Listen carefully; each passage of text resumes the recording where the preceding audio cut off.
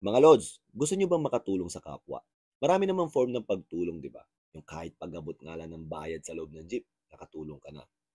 Pero syempre, gusto rin natin makatulong ng tipong makakapagbago tayo ng buhay ng kapwa natin. Paano kung hindi ka mayaman? Limited lang resources mo. Paano na? So dito sa video na to mga Lods, malalaman nyo ang isang kwentong sa paggawa pala ng mabuti, sa paggawa ng tama, at pag naging makulay ang istorya ng buhay mo, ay maring maging inspirasyon pala to para magsindi ng alab sa puso ng mga taong may kakayanang tumulong.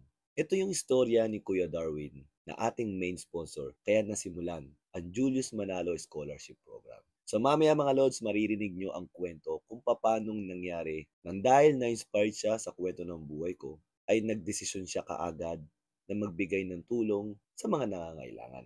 So nung Wednesday, July 16 mga Lods, nagpunta tayo sa isa sa pinaka-prestiyosong eskwelahan dito sa Pilipinas, ang De La Salle University. So nagkaroon kami ng signing of deed of donation. Namit ko ang mga matataas at kagalang-galang na opisyales ng De La Salle University, kagaya ni Brother Oka. At syempre, nagkaroon ng konting program, nagkaroon ng video message si Kuya Darwin natin, ang principal sponsor natin dito sa may scholarship grant na to.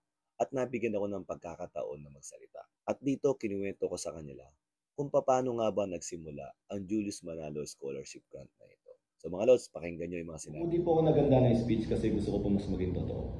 Ang unang-una po is siguro ang pinakamahalagang ma-establish ko bakit ako yung nandito. Kasi hindi ko naman po kaano-ano si Sir.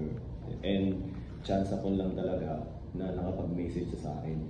Dahil nakapaglabas ako ng isang video na parang ayaw kong tumanggap ng resources coming from other people and then itutulong ko sa mga taong medyo malapit sa akin. Kasi marami nakakita ng sitwasyon ko dati and nung binalikan ko yung lugar namin, medyo ganun pa rin talaga. The reason why kasi siyempre unang-una, natatakot ako for auditing.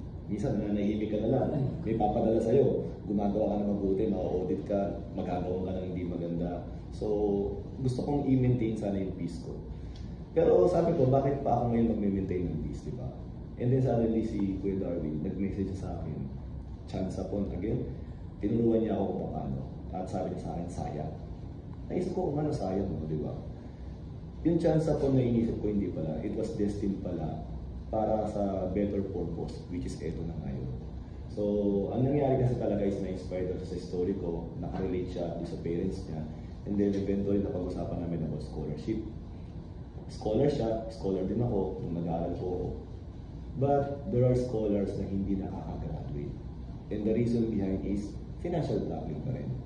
Kasi hindi lang naman po tuition fee talaga ang reason or financial needs pag mag-aaral po tayo. Kaya sobrang nangihinayang siya. Sabi niya, sobrang sayang. Isipin mo, may scholarship ka na hindi ka pa rin graduate. Why? Because of financial problem. So gusto niyang bawasan yung percentage ng mga estudyante na mayroong scholarship na hindi nakaka-graduate. That's the reason why nanganak itong allowance scholarship kung ano may tatawag natin. Pero nagulat ako sa talaga nakapangalan. So ngayon, isang araw bigla akong nahiya. Kasi sabi ko yung ako, pwede naman kamag-anak mo. The reason why nahiya ako sa sarili ko kasi pinakita na ako ng opportunity, Lord, na makatulong. In a way, hindi naman ikaw yung maglalabas ng resources mo. You just inspired people. Pwede pala yun. Na una, nag-isip kami ng misis ko kung ano ba, tapos na naman eh. Total yung Korean media, nagamit na yung story natin and they help us to makita yung nanay ko, di ba? Tapos na. Bakit kami pumayag? Kasi may mga nagme-message sa akin na, alam mo ba, Julius, hindi kita kilala, hindi mo rin ako kilala. Pero bigla akong kinausap yung nanay ko, tatay ko, kasi nakita ko lang yung story mo. Ilang years ko na siya dinakausap. Wala na, kasi yung ginawa mo, binuwi ko 30 years. Kami ilang years lang. Sabi ko, makalimutan natin lahat. Gusto kita kausapin. I want to inspire people in yung ano eh. Diba? I shared my blessings. Anong blessings ko? My story. I shared my blessings. Diba? Hindi man pera o kung kayamanan ko ng material ng bagay. Pero yung story na yun, when I shared that, nakatulong pala ako. And then dumating yung point na to, kagaya ko na sinabi niyo, matagal na nang gustong tumulong. And then my story spot, diba? His heart, paano makatulong mo yun. Diba? Ano yung kumbaga parang kapal ng mukha ko na humindi. So naisip ko, kung meron pang ibang tao na kagaya ni Kuya Darwin na na-inspire ako sa story mo, gusto ko ikaw mag-represent sa akin. Tumulong tayo sa iba. I will always say yes na. And this is the first one.